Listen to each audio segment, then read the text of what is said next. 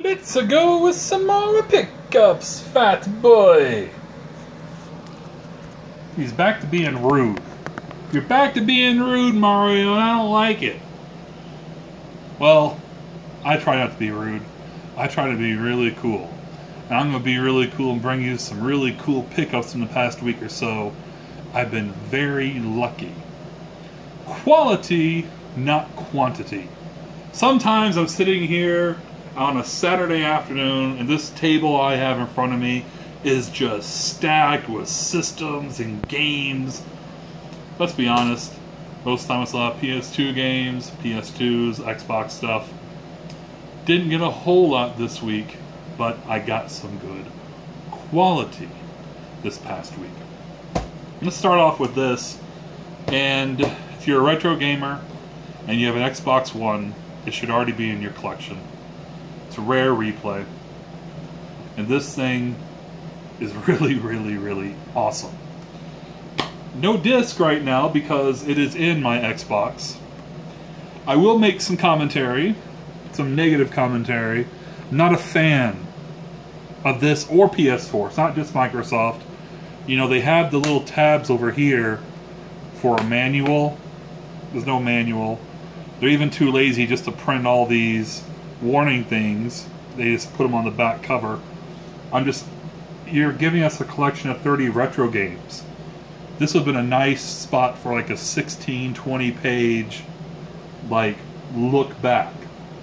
Like maybe old advertisements for the games.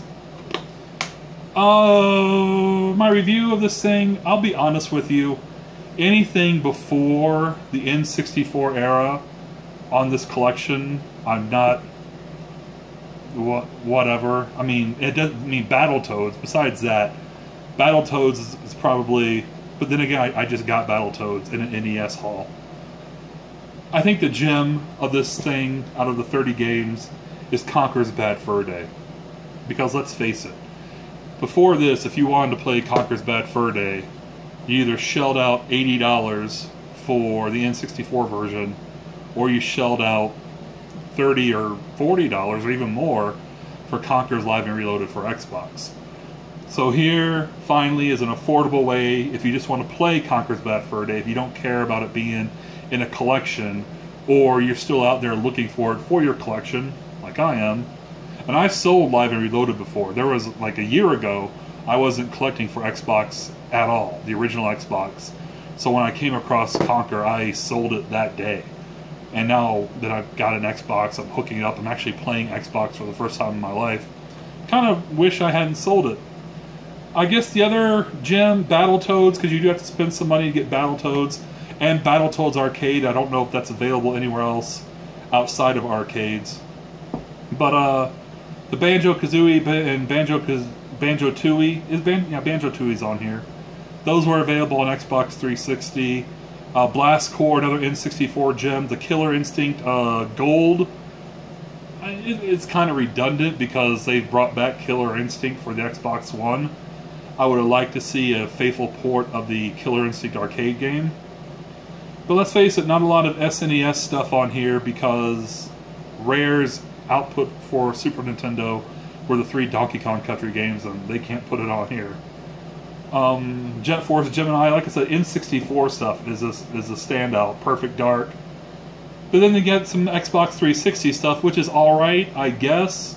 Banjo-Kazooie Nuts and Bolts, not a big fan of that.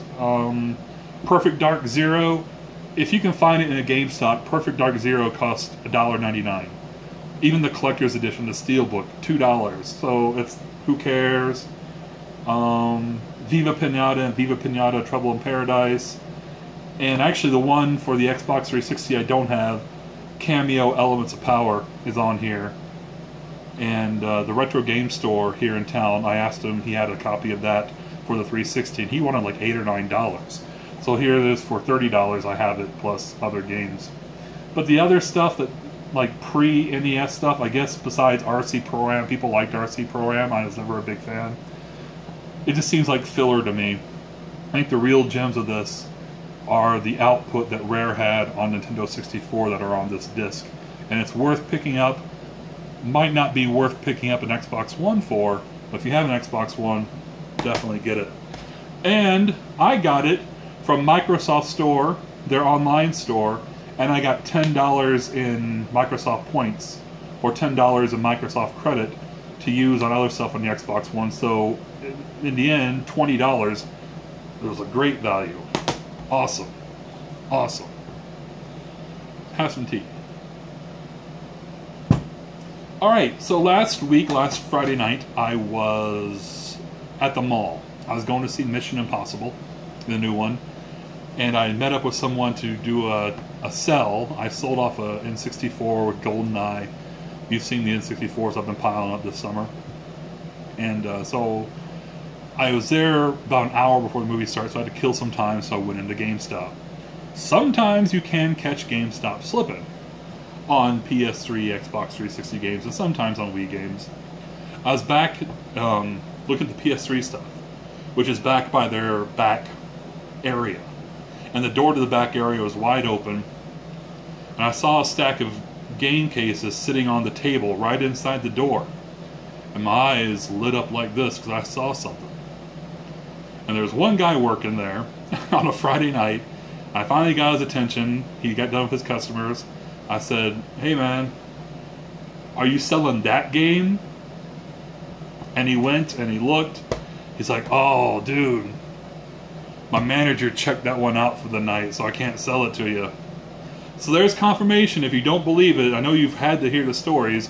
GameStop employees can check out games for the night and play them and bring them back. Whatever, no biggie. I said, I want that game. The case I saw was that. So I left my number, and then I remembered that GameStop, you can reserve used games online. So later that night, I put in a reservation for the game. Manager called me Saturday morning, like 9 a.m., like before the mall is open. "Oh yeah, Dad, I'm sorry about that, man. I played it through last night 100%. It works, and it's so much fun. It's so awesome. It's one of the best games for the Wii I've ever played, man. It's so awesome." "Yeah, cool, man. Oh yeah, it's available, man. Come get it anytime." It's unfortunately in a GameStop case, but it's just a disc.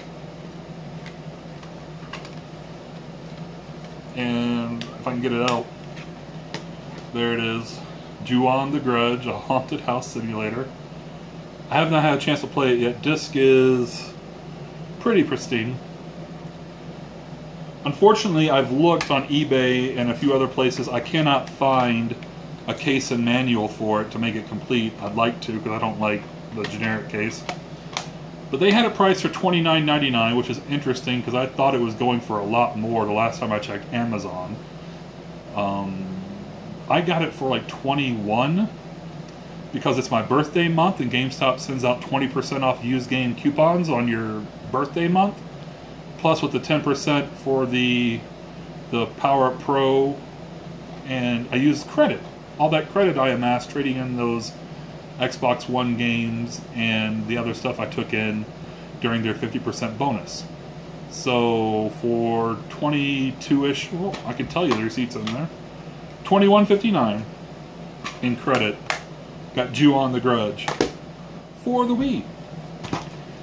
I didn't realize I had so much credit. I'd forgotten how much credit I had at GameStop. So I decided to use it. And I'll get to that in just a second. I forgot I had one more thing to show you before that. I was going to use it, but I didn't think I had enough. I wanted to get 3 games, and I thought I only had enough credit for 2. Turns out I had credit for enough. But I got 2 at GameStop, and 1 I got through eBay at a pretty reasonable price. It's Donkey Kong Country 2 Diddy Kong's Quest, the player's choice. But it's really nice label, in really good condition. No marks or anything like that. And it completes my Donkey Kong Country trilogy on the SNES. I've never played 2 until now. And here's what I was going to say. I decided to jump in on the retro games at GameStop.com. It's an interesting source we now have to get games into our collection that we've been wanting. And I've heard some good things. some website, I want to say Kotaku, had an article on GameStop's like what they do, the process of getting these games in and cleaning them up and testing them and make sure they work. I just wanted to show you the packaging was amazing. I give it 5 stars. It was in a tight little box, had those bubble things in it, those big green bubble things. They're packed in, they weren't moving and rattling around. And the games themselves came in little Ziploc baggies like this. And I actually haven't even opened up yet. They came today. The first one is, I've mentioned it a few times, a Holy Grail. I've been wanting it, and I had the credit, so I might as well get it. I finally got Yoshi's Island.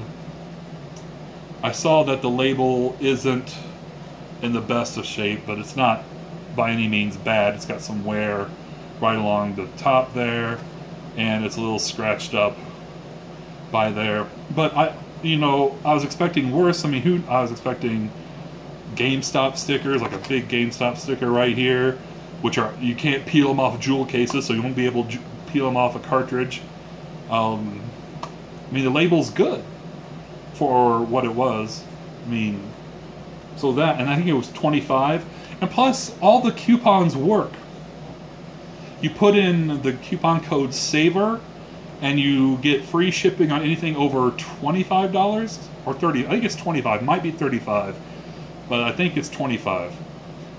And if you're a cheap ass gamer, you could put in, well, you don't have to be a cheap ass gamer. You can still use the code CAG16. CAG16 takes 16% off used game prices at GameStop.com. Plus, you still get the 10% for being a Power Up Pro. So CAG16 takes off 16%. The Power Up Pro takes off 10%, and Saver gets free shipping. So this turned out pretty. Is it on the label? I think maybe just the price, not what I paid for it, is on the label. Yeah, $26.45. I wonder if that's total. It might be. I think it was a $35 game, and got down to $26.45. And the other game is actually more expensive, and I've never played it before, but it's been something I've wanted to play.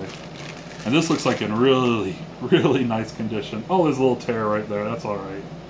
But Zombies Ate My Neighbors for the Super Nintendo. There's a little tear on the label there. But seriously, once again, this GameStop, I can't complain at all on the condition this game is in. And it's available to me to use coupons for, to use GameStop credit on. I mean, I basically got these 2 games for trading in Xbox One games I found at garage sales. Awesome. 3 nice additions to my SNES collection right there. And there's more. Yesterday I had to take a road trip for work out of town, and a coworker came with me. She lives in a town outside of my town, which I actually do some G-selling in on Saturdays. But I couldn't do it this past Saturday because I had to work this past Saturday, unfortunately. So when I dropped her off, I said, well, I'm in town. Let me go check the pawn shop. I usually check it when I'm done garage sailing because they're really nice and they have fair prices. It's not garage sale prices, but they're fair. And, you know, I found some good stuff in there. Nothing amazing. So I walk in the door. First thing I do, I don't know why I got this. I got Black and Bruised for the GameCube. Disc is in good condition. Unfortunately, it's not complete. There's no manual. The disc is, well, it's got a little scratch, but GameCube games are... It's a clearance rental, unfortunately. But, I paid $5, which was an overpay, I found out. But it looks like an interesting game that I've never played before for GameCube. Anyway, the guy asked me, he recognizes me, and he says, hey, you play Super Nintendo? Yeah. It's like, I got something for you. So before I get into this lot, here's my retro game shopping tip of the show. Just go. And be halfway sociable when you are. You know, don't be, I mean, I'm an introvert. I'm not out there. I don't put myself out there very much. But if you're nice and you smile and you carry a little conversation, you know, you're not going to see it the first time, but not going to see it the second time. If the owner is a putz, he may not see it the third time. But after, 3, 4, 5 times you run through the same pawn shop, the same thrift store, they're going to start recognizing you. They're going to know what you're there for. You go in there and you're looking at the games. You go in there, you're looking for the games.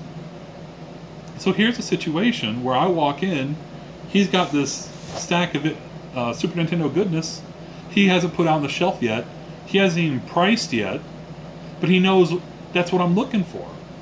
And because I'm a halfway decent guy, and I don't cause a mess, and I don't throw shit around, and I don't, oh man, come on, take $2 for this, man. He hooked me up. He hooked me up with a nice stack of games. Oh, I found this Nintendo NES power supply at Goodwill for $2. Why not? I don't need it, but I might. Basically, for this stack of games, I paid $5 each. So $30. Raiden Trad.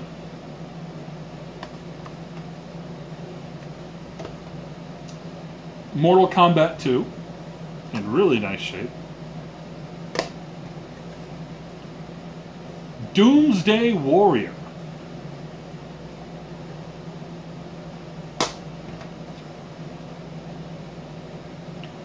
Cybernator.